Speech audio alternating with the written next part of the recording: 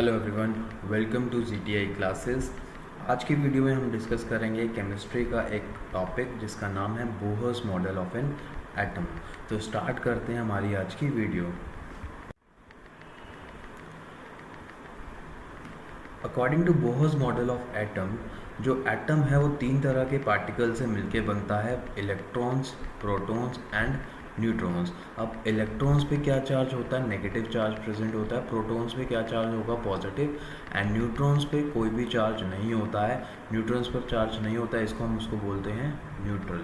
ठीक है, क्योंकि न्यूट्रॉन्स पर कोई भी चार्ज नहीं होता है, इसलिए हम इसे क्या बोलते हैं? न्यूट्रल बोलते हैं।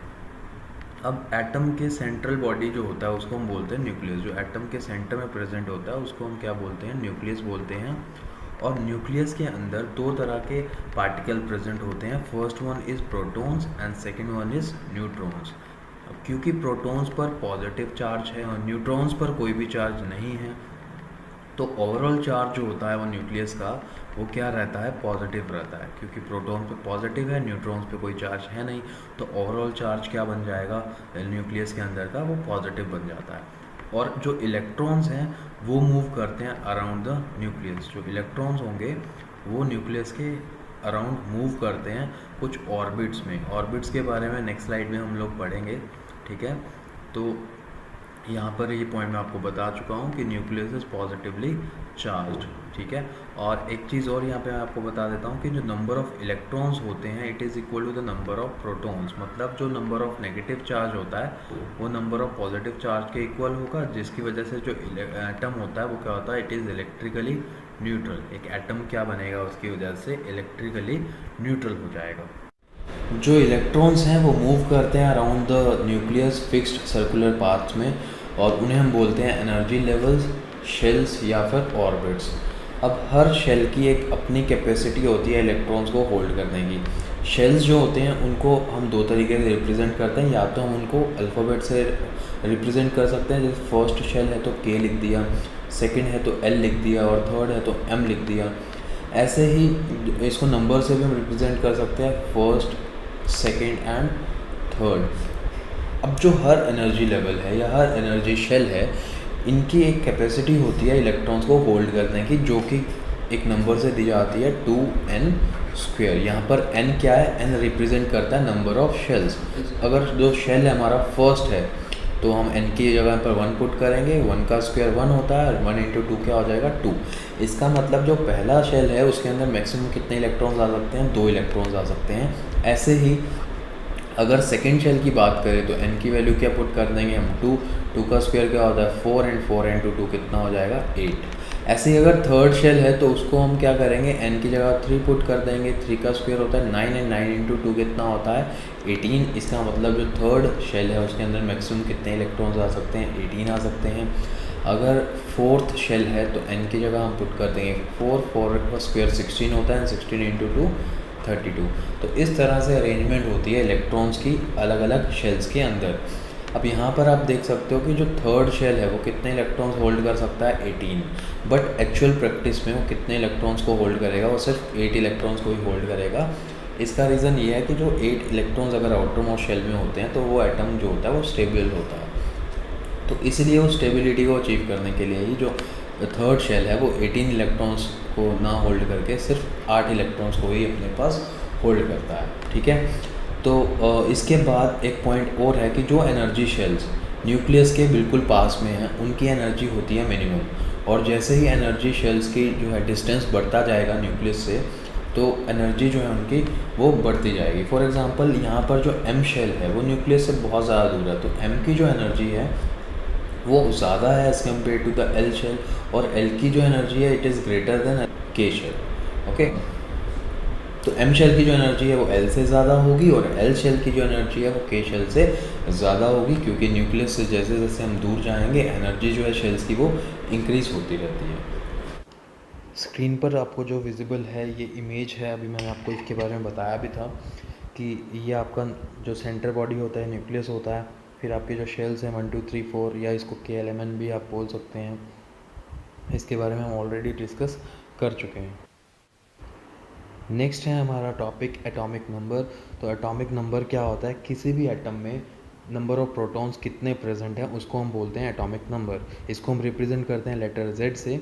सो atomic number is defined as a number of protons in one atom of an element. ठीक है, तो ये 20 एलिमेंट्स के एटॉमिक नंबर आपको दिख रहे होंगे स्क्रीन पर, जो कि आपको याद करने हैं। ठीक है, फर्स्ट हाइड्रोजन से लेकर और 20th कैल्शियम तक जो एटॉमिक नंबर्स हैं, ये नंबर्स हमें लर्न करने हैं। नेक्स्ट टॉपिक हमारा वैलेंसी का है। अब वैलेंसी के बारे में हम पढ़ते हैं। हर एटम चाहता है वो स्टेबल होना। स्टेबल एटम उसको बोलते हैं जिसके फर्स्ट शेल में 2 इलेक्ट्रॉन्स होंगे, सेकंड में 8 होंगे और थर्ड में भी कितने होंगे, 8 होंगे। अगर फर्स्ट सेकंड थर्ड में ये इलेक्ट्रॉन्स होंगे तो एटम क्या है, स्टेबल है। अदरवाइज उस एटम को हम बोलते हैं अनस्टेबल। तो ये स्टेबिलिटी दो तरीके से अचीव की जा सकती है। पहला तरीका तो इलेक्ट्रॉन्स को डोनेट कर कर, और दूसरा इलेक्ट्रॉन्स को एक्सेप्ट करके। तो जितने भी इलेक्ट्रॉन्स को डोनेट किया जा रहा है या एक्सेप्ट किया जा रहा है, उस टर्म को हम बोलते हैं वैलेंसी। क्या कहेंगे उसे, वैलेंसी बोलते हैं। तो स्टार्ट करते हैं हम सोडियम से। सोडियम का जो सिंबल है, सिंबल क्या होता है सोडियम का, Na। सिंबल रहेगा सोडियम का Na। उसके बाद एटॉमिक नंबर क्या होता है सोडियम का, 11। एटॉमिक नंबर क्या होगा इसका, 11 होगा। तो कॉन्फ़िगरेशन जब हम इसकी करेंगे तो फर्स्ट शेल में कितने इलेक्ट्रॉन्स होते हैं, 2। यहाँ पे आप फिगर में देख भी पा रहे हैं, फर्स्ट शेल में कितने इलेक्ट्रॉन्स हैं, 2। अब कितने इलेक्ट्रॉन्स बच गए हैं, 9। और आउट ऑफ 9 सेकेंड शेल में कितने इलेक्ट्रॉन्स आएंगे, 8 इलेक्ट्रॉन आएगा। तो कितने इलेक्ट्रॉन्स बचे, 1। और एक इलेक्ट्रॉन कहाँ जाएगा, आउटर मोस्ट शेल में चला जाएगा।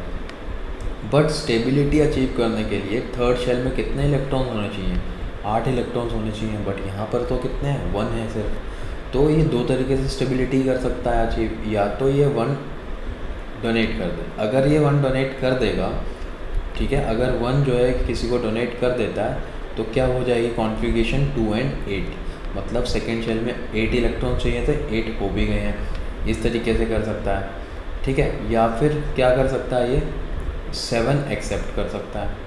7 एक्सेप्ट करेगा तो यहाँ पर 8 हो जाएंगे। बट कोई भी एटम जो है मैक्सिमम 3 इलेक्ट्रॉन्स को ही एक्सेप्ट कर सकता है, 3 को ही डोनेट कर सकता है। तो ये आइडिया तो यहाँ पर कैंसिल हो जाएगा, ये जो चीज़ हो ही नहीं सकती है। तो बचा क्या, सिर्फ 1 इलेक्ट्रॉन डोनेट करना।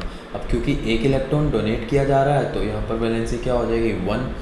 अब डोनेट करते हैं तो चार्ज लग जाता है पॉजिटिव, और एक्सेप्ट करते हैं तो चार्ज लगता है नेगेटिव। क्योंकि यहाँ पर डोनेट कर रहे थे तो यहाँ पर क्या बन जाएगा, 1 पॉजिटिव। क्या हो जाएगा, 1 पॉजिटिव। और किसी भी एटम की, किसी भी एलिमेंट की अगर वैलेंसी 1 होती है तो हम उसे बोलते हैं मोनोवैलेंट। क्या कहेंगे, मोनोवैलेंट। और क्योंकि यहाँ पर पॉजिटिव साइन है तो क्या बन जाएगा, ये कैटायन।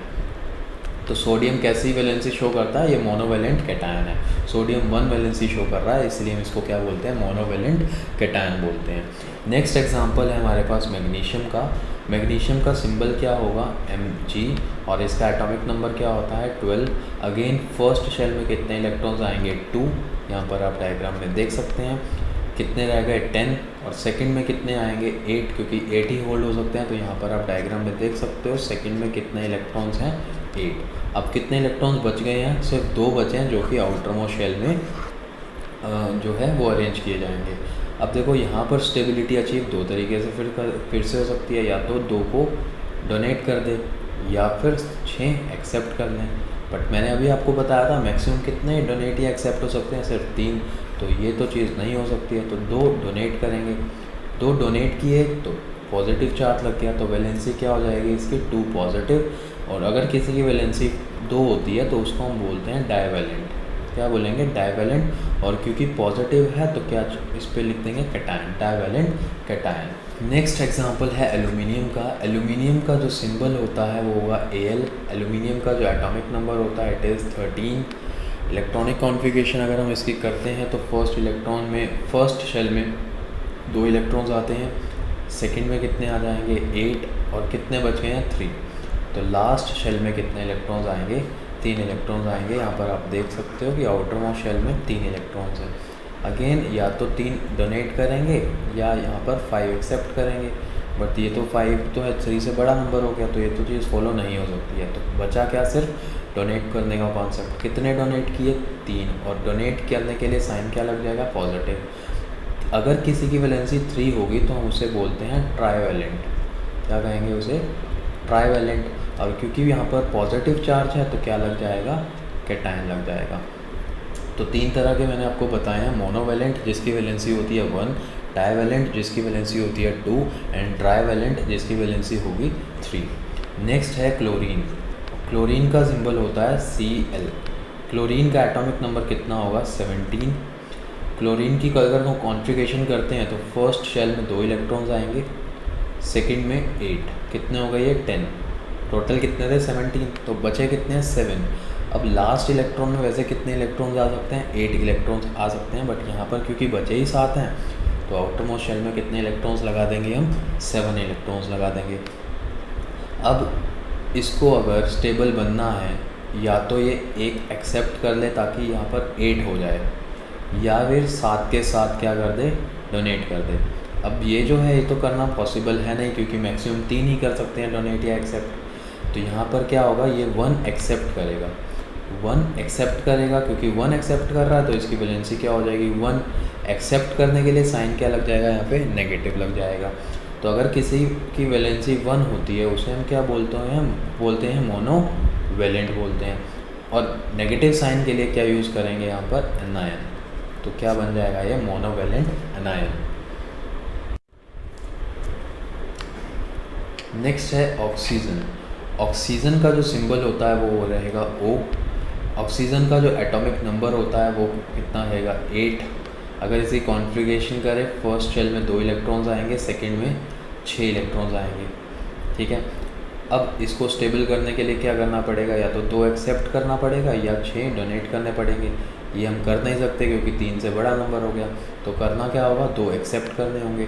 अब क्योंकि 2 एक्सेप्ट किए हैं तो वैलेंसी होगी 2, और एक्सेप्ट करने की वजह से इसके आगे क्या साइन लगा दिया हमने नेगेटिव साइन लगा दिया। और अगर किसी की वैलेंसी 2 होती है तो हम उसको क्या बोलते हैं डाईवेलेंट, और नेगेटिव साइन की वजह से क्या लिख देंगे हम एनायन, तो क्या हो जाएगा डाईवेलेंट एनायन। नेक्स्ट है नाइट्रोजन।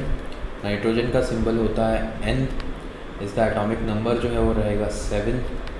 कॉन्फ़िगरेशन क्या होगी, फर्स्ट शेल में 2 इलेक्ट्रॉन्स होंगे, सेकंड में कितने इलेक्ट्रॉन्स होंगे 5 इलेक्ट्रॉन्स होंगे। तो या तो 3 एक्सेप्ट कर सकते हैं या 5 डोनेट कर सकते हैं। ये चीज़ नहीं हो पाएगी क्योंकि 3 से बड़ा नंबर हो गया, तो 3 एक्सेप्ट करेंगे। अगर 3 एक्सेप्ट किया तो वैलेंसी क्या हो जाएगी इसकी 3 नेगेटिव, तो इसको हम क्या बोलेंगे ट्राईवेलेंट एनायन। इसे क्या कहेंगे ट्राईवेलेंट एनायन।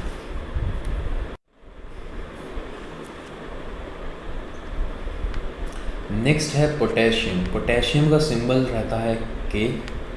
एटॉमिक नंबर क्या हो जाएगा पोटेंशियल का होता है 19। कॉन्फ़िगरेशन कितनी होती है इसकी, फर्स्ट में 2 होंगे, सेकंड में 8 होंगे, थर्ड में भी 8 होंगे। अगर आप इसे काउंट करते हैं तो कितने बन गए ये 18 बन गए। अब बचा कितना है सिर्फ 1, तो आउटर मोस्ट में कितने रहेंगे 1 इलेक्ट्रॉन रहेगा। अब क्योंकि आउटर मोस्ट में 1 इलेक्ट्रॉन है तो ये क्या करेगा डोनेट करेगा। डोनेट करेगा तो इसकी वैलेंसी क्या हो जाएगी 1 पॉजिटिव, या आप इसे बोल सकते हो मोनोवेलेंट केटायन। ऐसे ही कैल्शियम की बात करें तो कैल्शियम का सिंबल है Ca। एटॉमिक नंबर होता है 20। इसकी कॉन्फ़िगरेशन क्या होगी 2, 8, 8 एंड 2, क्योंकि आउटर मोस्ट में 2 इलेक्ट्रॉन्स हैं तो ये डोनेट करेगा। डोनेट करेगा तो पॉजिटिव साइन लग गया, वैलेंसी क्या हो जाएगी 2 पॉजिटिव, डाईवेलेंट केटायन, ठीक है। तो ये सब वैलेंसीज के बारे में कॉन्सेप्ट था।